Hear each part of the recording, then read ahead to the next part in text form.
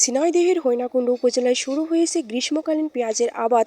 মরিকাটা পেঁয়াজ বিক্রি শেষ হয়েছে সম্প্রতি। এখন জমিতে পুরোদমে হালি পেঁয়াজের চারা রোপণের ধুম পড়েছে। বীজ থেকে উৎপাদিত চারা রোপণে হচ্ছে মাঠ জুড়ে। কৃষকরা তীব্র শীত আর ঘন কুয়াশায় উপেক্ষা করে কাকডাকা ভোর থেকে সারাদিন পেঁয়াজের চারা রোপণে ব্যস্ত সময় পার করছেন। খোঁজ নিয়ে জানা গেছে, মরিকাটা পেঁয়াজে এবার কৃষকরা ৮-১০ গুণ লাভ পেয়েছেন।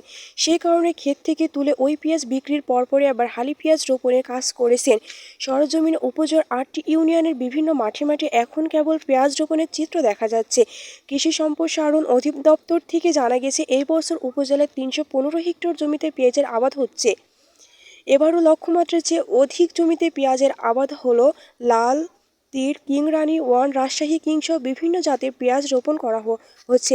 পেঁয়াজের চারা রোপণের কারণে উপজেলায় শ্রমিক সংকট দেখা দিয়েছে। কৃষকরা অতিরিক্ত মূল্যে বাহির থেকে শ্রমিক সংগ্রহ করে দ্রুত রোপণ কার্যক্রম সম্পূর্ণ করতে ব্যস্ত হয়ে পড়েছেন।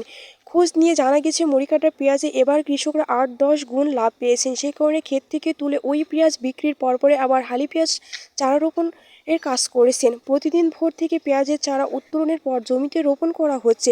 জনপ্রতি ৫০০ থেকে ৬০০ টাকার বিনিময়ে শ্রমিকরা কাজ করছেন। তবে একযোগে কাজ শুরু হয়ে শ্রমিকের চাহিদা বেশি থাকায় মজুরি একটু বেশি নেওয়া হচ্ছে। আগামী ১০ থেকে ১২ দিনের মধ্যে পেঁয়াজ রোপণ সম্পূর্ণ হবে।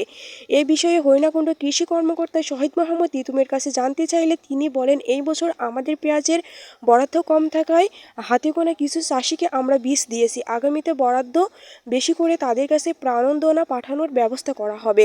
তিনি আরও বলেন, শীতকালীন পেঁয়াজ আবাদের মাধ্যমে দেশের পেঁয়াজের চাহিদা পূরণ করা সম্ভব।